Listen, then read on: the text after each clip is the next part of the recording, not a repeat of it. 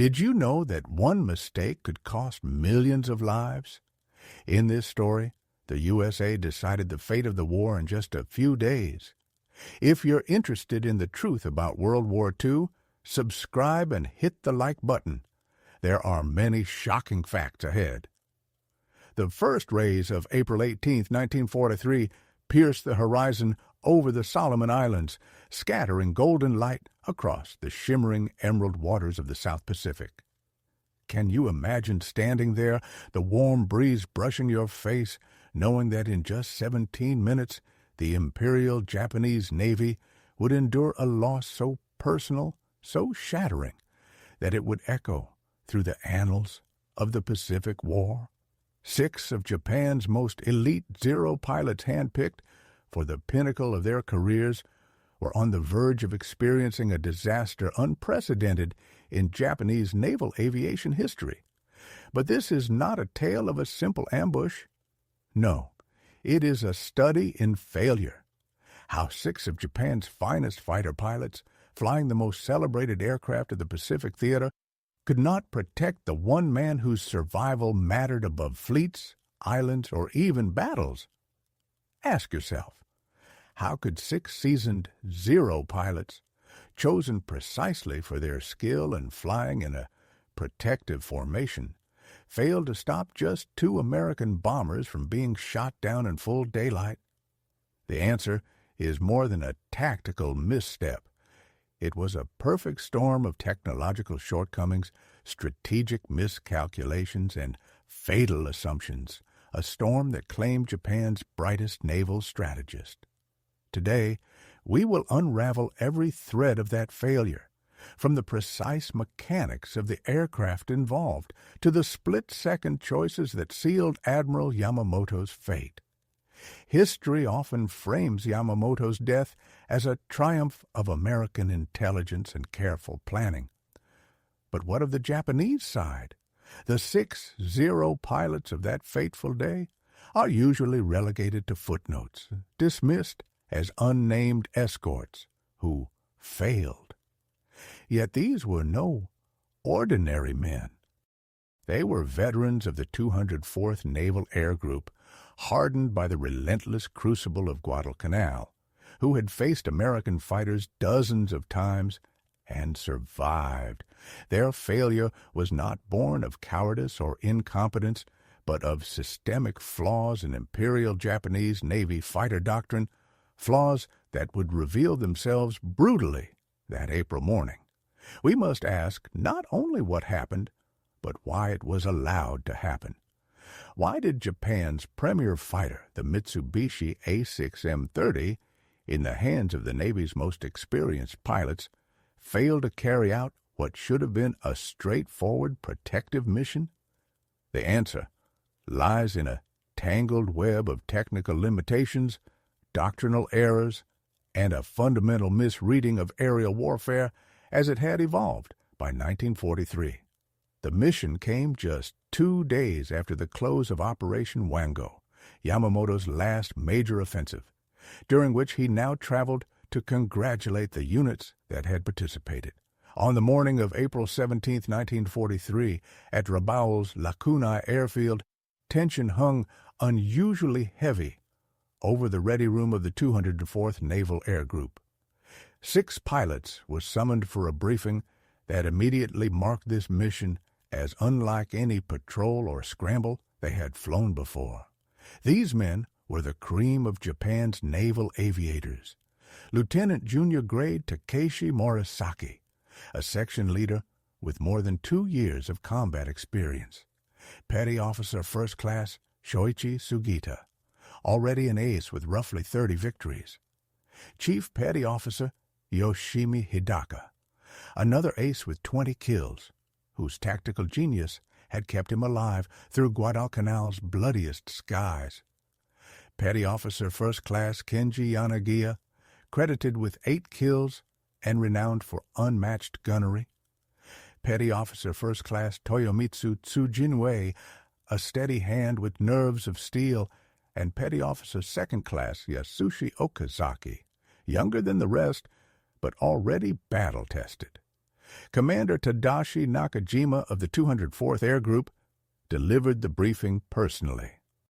Tomorrow, these 6 men would escort Admiral Yamamoto himself on an inspection tour to Bougainville, a supreme honor that carried weight beyond any mission they had ever flown. The air itself seemed charged with the gravity of what lay ahead.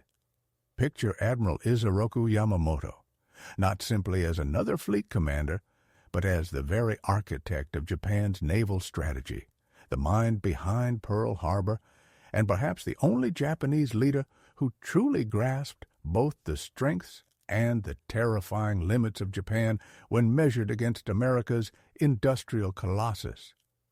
The pilots knew, the moment the Admiral's assignment was spoken aloud, that this flight was no routine sortie, but a sacred trust. Yamamoto was bound for inspection stops at Balale and Buin to commend the units fresh from Operation Ringo. What the mechanics in Rabal's sunlit dispersal lines could not possibly suspect was happening 1,600 miles away at Pearl Harbor. American cryptanalysts had just won one of the war's great intellectual prizes. On April 14th, multiple U.S. radio intercept stations picked up a Japanese naval transmission tagged NTF-1 55, encrypted with the JN-25D cipher that Allied codebreakers had been peeling back since before Midway. Addressed to the commanders of Base Unit No. 1, the 11th Air Flotilla, and the 26th Air Flotilla, the message contained something no one expected, the detailed itinerary of Admiral Yamamoto's inspection tour down to exact times and routing. At Fleet Radio Unit Pacific, the decrypt laid out Yamamoto's schedule with minute precision. Departure from Rabal at 0600 hours. Arrival at Balal Island Airstrip at 0800 hours. Surface to Shortland Island by subchaser at 0840. Arrival at Shortland at 0940. Lunch with senior officers. Departure from Shortland at 1400. Return to Rabal by 1540. One can almost feel the chill in the officers' rooms as American intelligence realized what they held. The Japanese habit of meticulous planning and punctuality had, paradoxically, handed the Allies a blueprint for assassination. The decision required the highest authorization. Admiral Chester Nimitz approved the operation, and after consultation with Washington, the order was unequivocal. Yamamoto must be eliminated. At Henderson Field on Guadalcanal, the planners of Operation Vengeance confronted a sobering arithmetic truth. The interception point near Bougainville lay 420 miles from Guadalcanal, right at the outermost reach of the P-38 Lightning's range, and only attainable with auxiliary fuel tanks, flawless navigation, and absolute economy of movement. Major John Mitchell of the 339th Fighter Squadron and his operations staff toiled through the night of April 17th, computing fuel burn rates, wind drift, and the exact timing required to meet Yamamoto's flight at the single location where it would be within reach and flying low. The plan they forged was audacious in its exactness. 18 P-38s were slated for the mission. 2 were scratched at startup with mechanical troubles, leaving 16 to fly. These P-38s would trace a precisely plotted 5-leg route, keeping beyond D the detection envelopes of Japanese radar and coast watches, maintaining strict radio silence, and skimming at wave-top height to evade visual detection. Timing was everything. The intercept was set for 0935 hours, granting the Americans a slender window 15 minutes of combat before fuel reserves demanded a return. Any divergence, any mechanical hiccup, any navigational slip would doom the operation. Back at Rabal, the 6-0 pilots readied their A6M-3 Model 22 fighters aircraft that represent the lineage of Japan's celebrated fighter. But by April 1943, that evolution had become a liability. The Zero that had shocked the world in 1940 was a radical creation. Extreme weight-saving measures produced a machine of astonishing range and agility, but at a terrible cost. Armor for the pilot was omitted, fuel tanks were not self-sealing, and the airframe was built to the thinnest margin of strength. The payoff was a fighter that could outturn nearly anything it met and reach astonishing distances for a carrier-type aircraft. Yet by 1943, those same choices were vulnerabilities writ large. The A6M3 these men flew had received upgrades, a Sakai 21 engine delivering 130 horsepower, somewhat improved performance at altitude, and a marginally higher diving speed, but the core weaknesses persisted. Pilots still lacked armor, fuel sat in unprotected tanks that turned the aircraft into incendiary coffins when struck, and, crucially for the coming contest, the Zero no longer had the speed to either overtake or evade the latest American fighters. The A6M3 Model 22 topped out at 388 miles per hour at 19,690 feet. The P-38 Lightning awaiting them could reach 414 miles per hour at 25,000 feet, could outdive the Zero without fear of structural collapse, and packed enough firepower to shred a Zero in a single burst. Worse, the Japanese defensive formation doctrine born and honed in China against vastly inferior aerial opposition proved disastrously out of step with 1943's realities. The customary protective posture placed escort fighters above and behind the bombers they shielded. Ideal for diving on attackers coming from high and forward, the textbook fighter attack profile. But that posture harbored a lethal blind spot. It offered little defense against attackers approaching from below and astern, the very vector the Americans had chosen. In that fragile seam between doctrine and the evolving art of aerial combat, fate had already begun to turn its wheels. The 6 Zero pilots took their stations at roughly 6,500 feet, hovering about 1,500 feet above the two Mitsubishi G4M Betty bombers of the 705th Air Group. Bomber 323 carried Admiral Yamamoto. Bomber 326 held Vice Admiral Motome Ugaki and his staff. The pilots scanned the sky above and ahead, trained to anticipate threats from above the classic diving attacks from the sun. What they did not know, what they could not imagine, was that death was approaching from below. As the formation neared Bougainville at 09:30 hours, the Zeros maintained vigilant watch over the heavens and the distant horizon. Lieutenant Morisaki, leading the escort, positioned his two sections with textbook precision, spacing them for maximum coverage and mutual support. Below them, the lush jungle of Bougainville stretched toward the airfield at Balal, just 5 minutes from the bombers' planned landing. The journey's most perilous stretch seemed nearly behind them, but danger would arrive from an entirely unexpected quarter. At 09:34 hours, Major John Mitchell's top cover flight spotted the Japanese formation exactly as predicted, 2 bombers and 6 Zeros in flawless formation. Completely unaware of the 16 P-38s closing in from the south at treetop height, Mitchell keyed his radio for the first transmission in over 2 hours. Bogies, 11 o'clock high.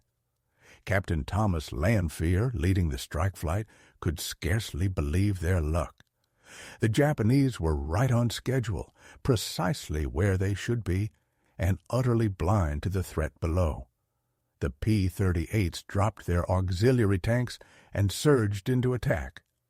What followed happened in an instant, a blur of speed, fire, and motion that would fuel decades of debate among participants over the exact sequence of events. The Zeros, scanning the sky above and toward the horizon, failed to detect the dark olive and gray Lightning fighters until they were already within gun range. The camouflage, tailored to blend seamlessly with the southwest Pacific jungle, rendered the Americans nearly invisible until the final moment. By the time Petty Officer Kenji Yanagiya, stationed on the outer right of the formation, shouted a warning, Lieutenant Rex Barber was already within 50 yards of Yamamoto's bomber, finger on the trigger. Barber's attack was textbook perfection.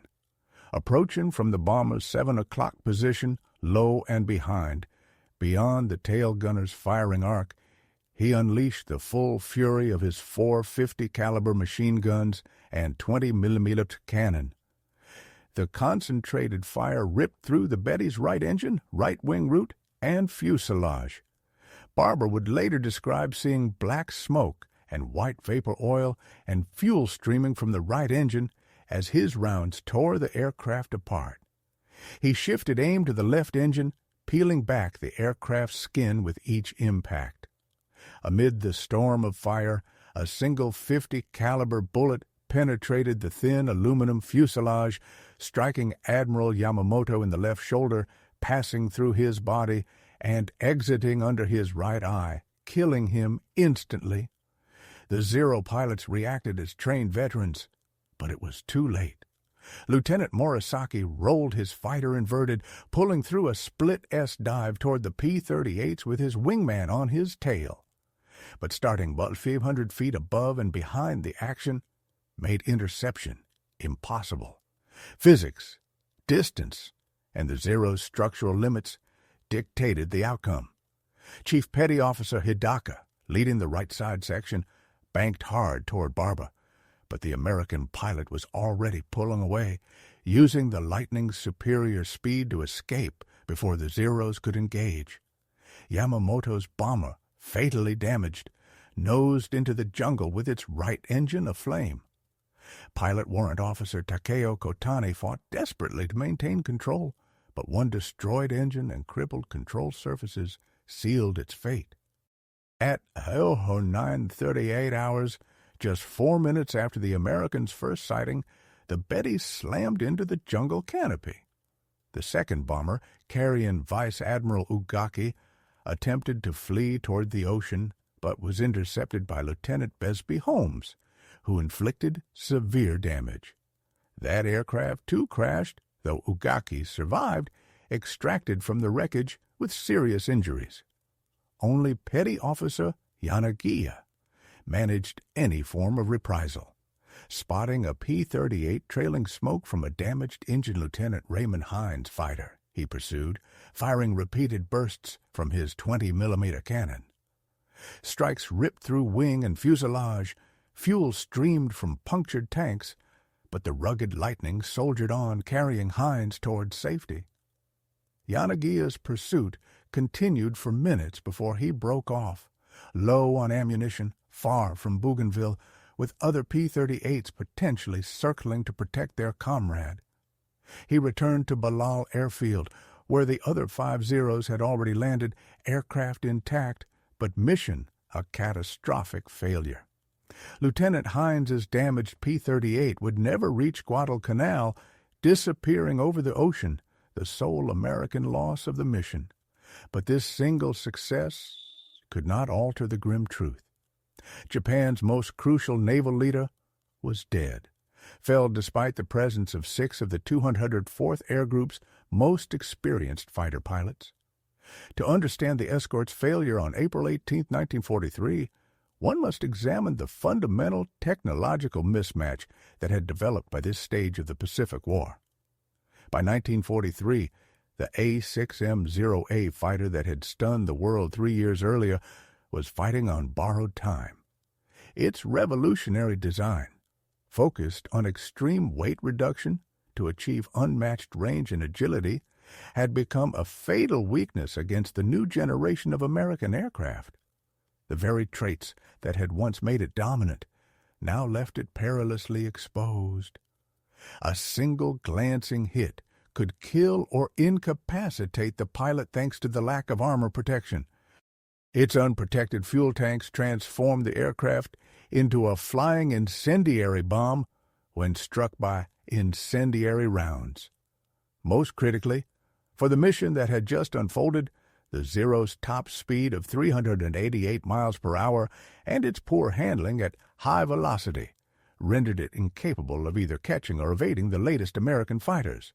The P-38 Lightning, with its twin engines producing a combined 2,800 horsepower compared to the Zero's single 1,130, could dictate the terms of combat, choosing when to strike and when to withdraw with impunity. The defensive formation the Japanese employed fighters above and behind the bombers had been developed against Chinese aircraft in the late 1930s. It worked beautifully against slower, less capable opponents, allowing the escort to maintain altitude advantage and visual contact with their charges. But by 1943, this doctrine was obsolete. The Americans had adopted the boom and zoom tactic, high-speed passes that struck before the Zero could react, followed by immediate disengagement, leaving the maneuverable Japanese fighters powerless to respond. The Zeros simply could not chase or escape these hit-and-run attacks. Perhaps the most damning failure, however, was the complete ignorance that American intelligence had penetrated Japanese naval codes. The meticulously detailed itinerary broadcast 4 days before Yamamoto's flight could have been handed straight to Admiral Nimitz on a silver platter. Japanese overconfidence in their code security meant they never imagined the enemy might read their most secret communications. This hubris extended to every aspect of planning Yamamoto's journey. No diversions, no last-minute route changes, no enhanced security, even as the nation's most important leader traversed an active war zone just 2 days after Operation Ringo. When the 6-0 pilots finally touched down at Balal Airfield, silence greeted them. Shocked, numb, they said nothing. No accusations, no recriminations. They understood that they had been outmatched by intelligence beyond their reckoning. Yet the weight of failure pressed down like a physical force, selected for the highest honor imaginable, protecting Admiral Yamamoto. They had failed. In the rigid hierarchy of Japanese military culture, where responsibility and shame were collective rather than individual, the 6 pilots recognized that their lives were now defined by a single catastrophic failure. At Rabaul, news of Yamamoto's death swept through the naval air groups like a battering ram. The admiral had been more than a commander.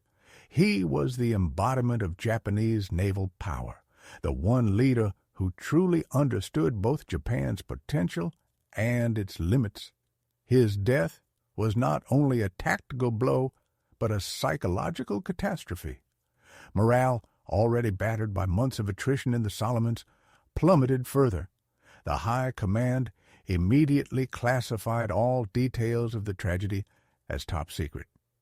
When the Japanese public finally learned of Yamamoto's death on May 21, 1943, they were told only that he had fallen while directing operations at the front. On June 5, 1943, Japan held a state funeral for Admiral Yamamoto, an honor reserved for the nation's greatest heroes. The Emperor himself attended, and the entire country observed a solemn moment of silence. For the 6-0 pilots at Rabaul, the ceremony was a formal acknowledgment of their failure, a reminder that even the best could falter under circumstances beyond their control. Just 2 days later, on June 7th, the Japanese launched a massive air offensive against American positions in the Solomons, targeting the Russell Islands. 81 Zeros participated, 12 armed with firebombs, the remainder providing escort, drawn from the 204th Air Group. In that 90-minute engagement, 2 of the Yamamoto escort pilots would meet their end. Chief Petty Officer Yoshimi Hidaka was shot down and killed, and Petty Officer Second Class Yasushi Okazaki perished alongside him. The battle saw 23 to 24 Japanese aircraft lost against roughly 50 Allied fighters, a grim testament to the relentless attrition that now defined the war in the Solomons. Both Hidaka and Okazaki flew Zeros outfitted with firebombs under their wings. Pressing their attacks through intense anti-aircraft fire, their deaths marked the start of a grim pattern. The surviving Yamamoto escorts seeking redemption in combat, risking everything to atone for that single catastrophic failure. Yet Petty Officer First Class Kenji Yanagiya's experience took a different turn. After completing a bombing run on Russell Island during the same June 7th raid, his Zero was caught by two F-4F Wildcats. During a climbing turn, American .50 caliber rounds tore into his cockpit. One bullet smashed his right hand as it gripped the control stick, destroying it almost entirely, leaving only his little finger. Another round ripped through his right leg, severing arteries and filling his flight boot with blood. Against all odds, Yanagiya retained consciousness and control, flying the crippled aircraft with his left hand alone. Fighting shock and blood loss, shouting to keep himself awake, he managed to reach the Japanese base at Munda. With no way to lower the landing gear, he executed a belly landing on the coral runway. Japanese Marines pulled him from the cockpit, more dead than alive, and immediately amputated what remained of his right hand. Miraculously, he survived and was evacuated to Japan, his war over, but his life preserved. The losses continued.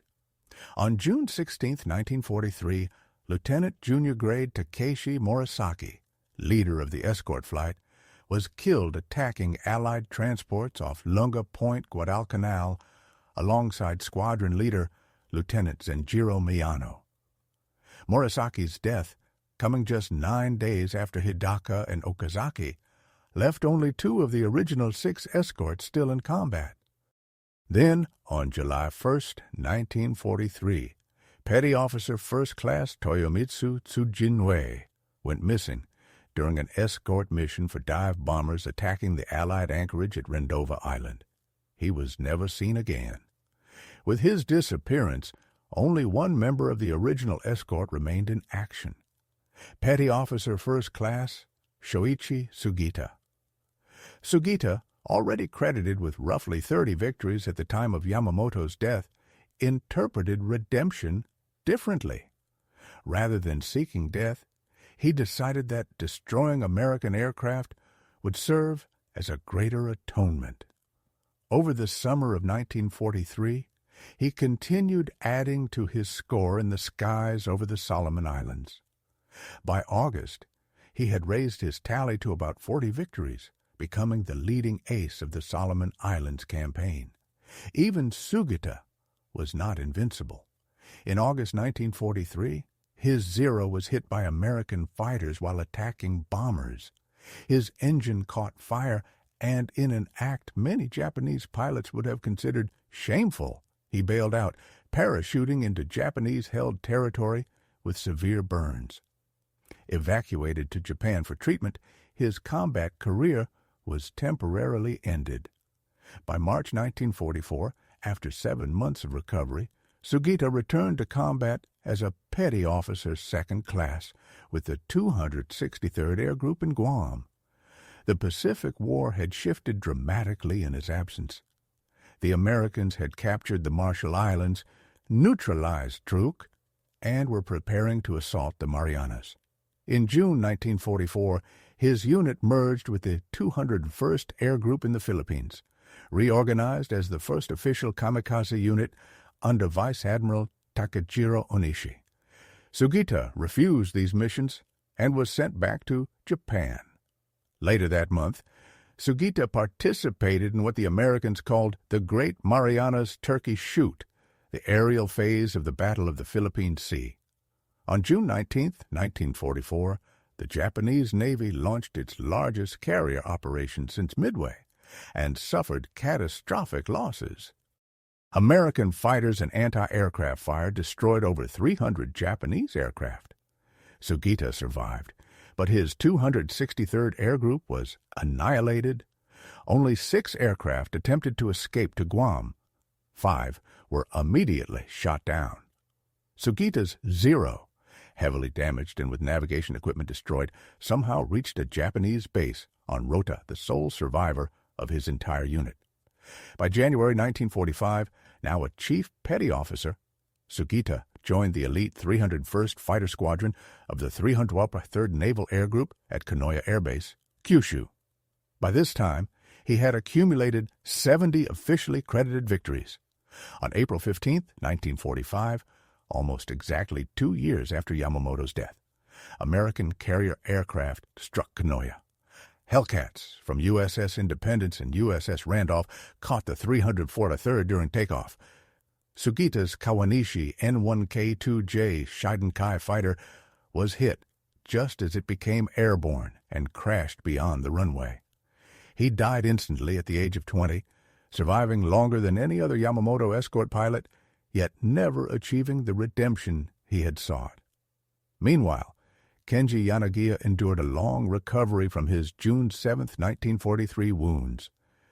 With his right hand amputated, combat was no longer possible. Promoted to warrant officer and reassigned as an instructor at Kasumigawa Naval Air Station, he trained new pilots for the remainder of the war. When Japan surrendered on August 15, 1945, Yanagiya was among roughly 5,000 surviving Japanese naval aviators from the more than 25,000 who had served. After the war, he returned to Tokyo and began work at a small trading company, leaving behind a legacy of survival and resilience forged in the most extraordinary circumstances. For nearly 30 years, Kenji Yanagiya carried a secret too heavy to share. The sole survivor of the Yamamoto escort, he bore the private shame of a mission that had ended in catastrophic failure. Not a word of his experience escaped him, not a glimpse of what had happened over Bougainville. It remained a burden he carried alone. It was not until the mid-1970s that the story emerged. Japanese aviation historian Akira Yoshimura, researching a book on the Yamamoto mission, discovered that one escort pilot had survived the war. Tracking Yanagiya to Tokyo, where he was in his 50s, Yoshimura conducted multiple interviews. For the first time, the narrative of April 18, 1943, from the Japanese perspective, came to light. Yanagiya recounted his selection for the mission, the pride of being chosen, the formation over Bougainville, and the devastating speed and precision of the American attack. He described how the P-38s appeared from below, how the Zero escort was positioned according to doctrine that proved inadequate, and how the Americans, faster and perfectly timed, struck with lethal efficiency. 6 Zeros against 16 P-38s, he emphasized, made protecting 2 bombers virtually impossible. Decades later, on April 15 to 17, 1988, the National Museum of the Pacific War in Fredericksburg, Texas, organized a symposium commemorating the 45th anniversary of Operation Vengeance. 8 surviving American pilots attended, and through Japanese contacts, they extended an invitation to Yanagiya. At age 68, he traveled to America for the first time. Contemporary newspapers, including the Deseret News, noted, the lone Japanese attending the meeting was former Zero pilot Kenji Yanagiya. During the symposium, Yanagiya met mission leader John Mitchell, presenting him with a small handheld compass. He shook hands with Rex Barba and the other American pilots. An official oral history interview was recorded on April 15, 1988, now archived in the portal to Texas history. Video documentation captured panel discussions featuring Yanagiya alongside American pilots, including Frank Holmes, Louis Kittle, Jack Jacobson, Douglas Canning, and Roger Ames. Over the next 2 decades, Yanagiya gave interviews and appeared in documentaries, always maintaining the same assessment. The failure to protect Yamamoto had been inevitable given obsolete aircraft, outdated doctrine, and an enemy with perfect intelligence. On February 29, 2008, Kenji Yanagiya died at age 88, the last living witness to one of the most consequential minutes of World War II. The failure to protect Admiral Yamamoto on April 18, 1943, was ultimately not a matter of courage or skill, but of technology and intelligence. The A6M-0, revolutionary in 1940, was dangerously obsolescent by 1943. Its lack of armor, absence of self-sealing fuel tanks, and critically limited speed rendered it ineffective against American boom-and-zoom tactics. The P-38 Lightning, with its twin Allison engines producing 2,800 to 3,450 combined horsepower, could engage and disengage at will, dictating the terms of combat. The A6M3 Model 22's maximum speed of 308 abatemps at 19,060 feet was significantly slower than the P-38's 414 tempo at 25,000 feet. The Lightning could climb 1,650 feet per minute, outperforming the Zero at high altitude thanks to turbo superchargers. The breaking of the JN-25D cipher stands as one of the greatest intelligence triumphs in military history. The Japanese broadcast their detailed itinerary across multiple commands, revealing exact times and locations. American code breakers exploited Japanese overconfidence in their codes, while the Navy never implemented basic operational security measures. Even after Yamamoto's death, some officers suspected a breach, but leadership refused to believe JN-25D had been compromised. This willful blindness allowed the Allies to continue reading Japanese communications for months. The escort's positioning reflected outdated tactics developed against inferior Chinese aircraft in the late 1930s. Zeros flew in two V formations of 3 each, 1,500 feet above and behind the Betty bombers. Doctrine emphasized individual skill over coordinated tactics, whereas American pilots trained in mutual support techniques like the thatch weave, Japanese pilots relied on airmanship to prevail. This worked when Japanese aircraft were superior, but by 1943, American pilots and their planes had surpassed them. For the 6-0 pilots of April 18, 1943, the mission's failure defined their lives. Within 3 months, 4 were dead: Hidaka and Okazaki on June 7th, Morisaki on June 16th, and Tsujinwei missing on July 1st. Shoichi Sugita survived until April 15, 1945, achieving 70 official victories before dying during a takeoff scramble at Kanoya. Only Kenji Yanagiya survived the war, carrying the burden of failure until 2008. The 204th Air Group, from which all 6 escorts came, suffered severe losses throughout 1943. Formed on November 1, 1942, from the renaming of the 6th Air Group, it operated from Rabaul during the Solomon Islands campaign. By war's end, few of its original pilots survived. Yamamoto's death was more than a tactical setback. It was a psychological blow from which the Japanese Navy never recovered. He was not merely a fleet commander, he was the intellectual architect of Japan's naval strategy, the one leader who understood both the nation's potential and its limits. Admiral Yamamoto was more than a fleet commander. He was the strategic heart of the Imperial Japanese Navy. His unparalleled understanding of American industrial capacity, his warnings about the dangers of a prolonged war, and his ability to conceive operations like Pearl Harbor made him irreplaceable. His successor, Admiral Minichi Koga, lacked Yamamoto's vision and charisma. For the Americans, the successful assassination validated their intelligence capabilities and showcased their growing mastery of complex long-range operations. Operation Vengeance became a template for similar missions throughout the Pacific War. 18 P-38s were initially assigned to the mission, though only 16 flew after 2 developed mechanical problems on startup. The failure to protect Yamamoto was not a failure of the 6 escort pilots, but a systemic failure of the Japanese military by 1943.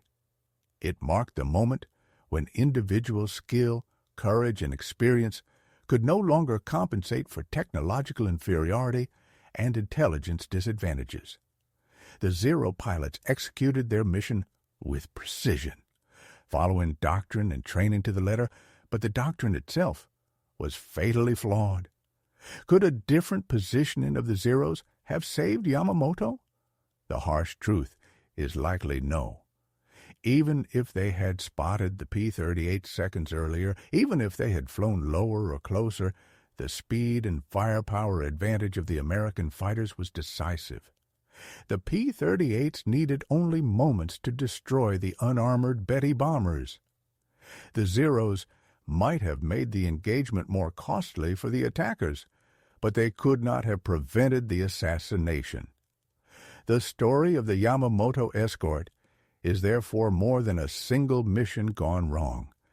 It is a microcosm of Japan's larger defeat in the Pacific War. It illustrates how technological superiority, intelligence advantage, and tactical innovation can overwhelm even the most skilled, courageous, and dedicated warriors. The 6 Zero pilots represented the pinnacle of Japanese naval aviation, yet by April 1943, experience alone was no longer enough. The mission occurred in the aftermath of Operation Waigo, Yamamoto's final offensive. Japanese reports claimed it had sunk a cruiser, 2 destroyers, 25 transports, and destroyed 175 Allied aircraft. In reality, Allied losses were closer to 25 aircraft and a handful of ships. The operation had concentrated 350 aircraft, including carrier planes from Zuikaku, Zuiho, Junyo, and Hyo, in strikes conducted between April 4 and 16, 1943. Yamamoto was flying to congratulate the units that had participated in Operation Igo when American intelligence, having broken the JN-25D code, learned his exact itinerary. The precision of the American Operation 16 P-38s navigating 420 miles in radio silence to intercept at precisely 09:35 hours demonstrates the evolution of American capabilities by 1943. The wreckage of Betty Bomber No. 323, still lying in the Bougainville jungle, stands as a solemn memorial to Admiral Yamamoto and his staff. The 6 Zero pilots who failed to protect him are remembered primarily through Kenji Yanagiya's testimony. Their failure deserves reflection, for it encapsulates the tragedy of the Imperial Japanese Navy, skilled warriors undone by technological inferiority, doctrinal rigidity, and intelligence failures. Kenji Yanagiya died on February 29, 2008, at age 88, the last living witness to one of World War II's most consequential minutes. With his passing, the story of the Yamamoto escort passed from living memory into history. But the lessons remain urgent and timeless. The danger of technological complacency, the critical importance of intelligence security, the necessity of adapting doctrine to evolving circumstances, and the sobering reality that human courage, no matter how great, has limits when faced with systematic disadvantage. The 6 Zero pilots who flew on April 18, 1943, were not failures. They were men asked to do the impossible. Their inability to achieve it marked not their inadequacy, but the beginning of the end for Imperial Japan. They flew obsolescent aircraft, followed outdated doctrine, and faced an enemy who knew exactly when and where to strike. Their story remains one of the Pacific War's most poignant tragedies. Warriors defeated not by a lack of courage, skill, or dedication, but by the inexorable evolution of war itself.